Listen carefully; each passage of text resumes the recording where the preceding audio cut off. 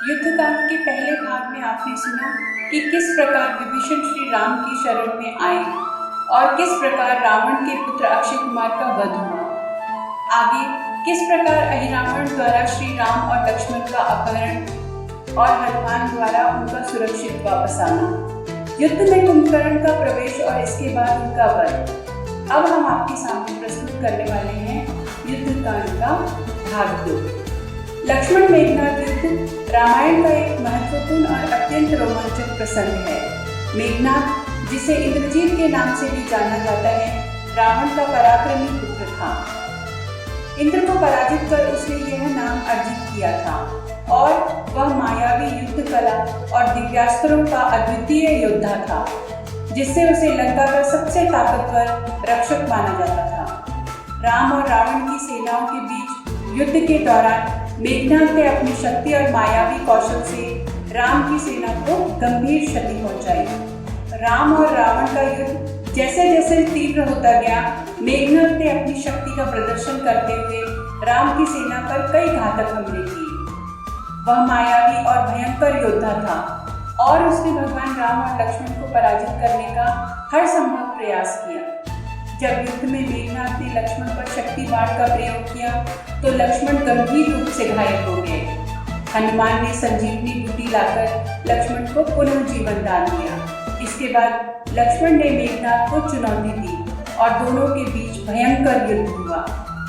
मेघनाद ने अपने मायावी अस्त्र शस्त्रों का प्रयोग कर लक्ष्मण को पराजित करने का प्रयास किया, परंतु भगवान लक्ष्मण के साहस और समर्पण के सामने वह असफल रहे।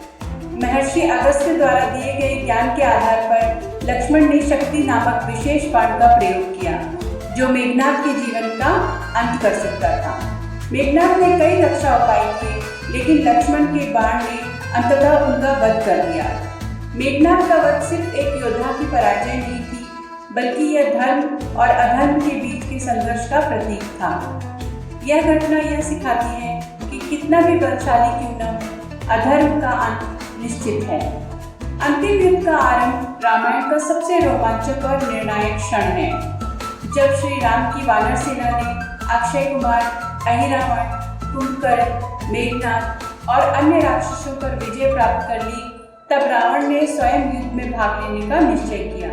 रावण, जो अत्यंत शक्तिशाली और अनुभवी योद्धा थे, राम के साथ सीधे मुकाबले के लिए तैयार होते हैं। राम और रावण के बीच भयंकर युद्ध प्रारंभ होता है, जिसमें राम अपनी धनुष बाण कला का प्रदर्शन करते हैं, जबकि रावण भी अपने अनेक अस्त्र शस्त्रों से राम पर प्रहार करते हैं। यह युद्ध कई दिनों तक चलता है, जिसमें दोनों पक्षों को भारी हानि होती है। जब राम और रावण के बीच भयंकर युद्ध चल रहा होता है, तब राम जी अपने धनुष से रावण के सिर को एक एक करके काटते हैं। हर बार एक सिर काटने पर रावण का दूसरा सिर तुरंत उग आता है, जिससे राम जी को यह आश्चर्य होता है कि वह फिर से जीवित हो जाते हैं। इस स्थिति में विभीषण, जो रावण के छोटे भाई और राम के भक्त बन चुके थे, राम जी को सलाह देते हैं कि उन्हें ब्रह्मास्त्र का उपयोग रावण की नाभि पर बाण मारकर करना चाहिए। भगवान श्री राम विभीषण की सहायता से रावण की नाभि पर बाण मारते हैं, जिससे रावण का अंत होता है। रावण का वध न केवल राम की विजय का प्रतीक है, बल्कि यह अधर्म पर धर्म की विजय का भी प्रतीक है। इस घटना के साथ ही राम का उद्देश्य पूरा होता है और उन्हें सीता माता को वापस लाने का मार्ग प्रशस्त होता है। जब लंकापति रावण की कैद में लंबे समय तक रहने के बाद माता सीता वापस लौटी, तो उनको अग्नि परीक्षा से गुजरना पड़ा। वहीं जब राम के भाई लक्ष्मण को माता सीता द्वारा अपनी परीक्षा दिए जाने की बात पता चली, तो वह प्रभु राम से अप्रसन्न हो गए। लक्ष्मण ने माता सीता द्वारा अपनी परीक्षा से गुजरने के भाई के विरुद्ध विद्रोह की धमकी तक दे डाली, जिसके बाद प्रभु राम ने लक्ष्मण के गुस्से को शांत करते हुए बताया कि वह ऐसा कर असली सीता को हासिल कर रहे हैं, क्योंकि रावण ने माता सीता का नहीं बल्कि उनकी छाया का अपहरण किया था। पद्म पुराण के अनुसार रामायण में एक नहीं बल्कि 2 सीता का वर्णन मिलता है। इसमें एक असली माँ सीता थी और दूसरी माया की सीता थी। एक बार जब कंदमूल फल लेने के लिए लक्ष्मण वन को गए हुए थे, तब प्रभु राम ने माता सीता से कहा कि अब उनकी नर लीला करने का समय आ गया है, इसलिए जब तक वह असुरों और राक्षसों का नाश करेंगे तब तक सीता अग्नि में निवास करे। ऐसा कहकर प्रभु श्री राम ने अग्नि देवता को माता सीता को सौंप दिया। असली माता सीता को अग्निदेव को सौंपने के बाद माया की सीता प्रकट हुई। सीता माता को अग्निदेव ने अपने सुरक्षा चक्र में रखकर कुटिया से गायब कर दिया। असली माता सीता के स्थान पर उनके प्रतिबिंब को रखा गया था। असल में लंकापति रावण ने माता सीता का नहीं बल्कि उनके प्रतिबिंब का हरण किया था, क्योंकि जब लंकापति ने माता सीता को जबरन पकड़कर रथ में बिठाया तो माता सीता के पतिव्रता के कारण रावण को फौरन जलकर भस्म हो जाना चाहिए था, लेकिन ऐसा इसलिए नहीं हुआ क्योंकि रावण के साथ असली माता सीता नहीं बल्कि उनका प्रतिबिंब थी। ऐसे में जब रावण ने सीता का अपहरण किया तो वह माया की सीता थी। वहीं जब रावण के साथ प्रभु राम का युद्ध समाप्त हो गया तो माता सीता को वापस आने के बाद जब प्रभु श्री राम ने उन्हें अग्नि परीक्षा देने के लिए कहा, जिसके बाद माया वाली सीता अग्निकुंड में समा गई। वहीं अग्निकुंड में माया की सीता के समाने के बाद अग्नि से बाहर असली माता सीता आ गई। इस तरह से माता सीता द्वारा अग्नि परीक्षा का यही एक मुख्य कारण था। रावण के वध के बाद विभीषण का राज्याभिषेक रामायण की एक महत्वपूर्ण घटना है। जब राम जी ने रावण को पराजित किया तब लंका का राज्य एक संकट में पड़ गया था।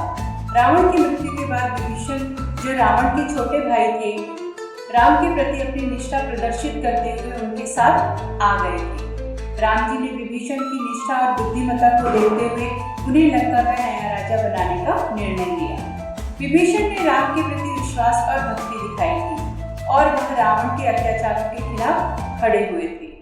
राम जी के आदेश पर विभीषण का भव्य राज्याभिषेक समारोह आयोजित किया गया।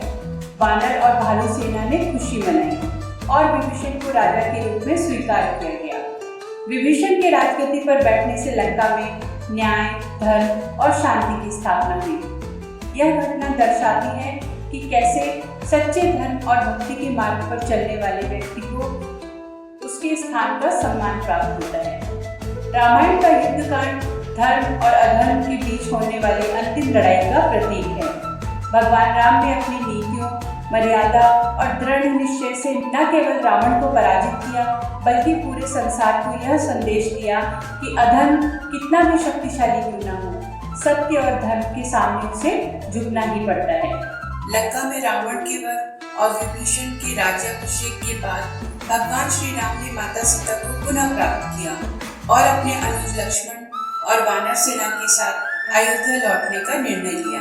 पूरे 14 वर्षों के वनवास और असुरों के साथ अनेक युद्धों के बाद यह यात्रा विजय, प्रेम और आनंद का प्रतीक बन गई। श्री राम का आगमन अयोध्या वासियों के लिए विशेष उल्लास का अवसर था।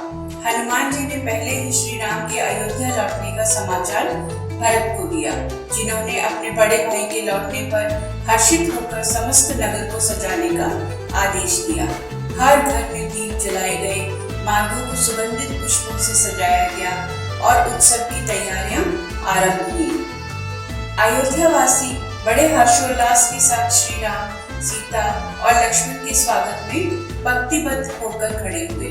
श्री राम के अयोध्या आगमन पर नगर को दीपों की अविरल श्रेणियों से प्रकाशमय किया गया। इस उल्लासपूर्ण क्षण में अयोध्या वासियों ने दीपक जलाकर अपनी खुशी व्यक्त की और यह परंपरा दिवाली के पर्व के रूप में प्रचलित हुई। दीपावली का यह उत्सव अंधकार पर प्रकाश, बुराई पर अच्छाई और अधर्म पर धर्म की विजय का प्रतीक बन गया।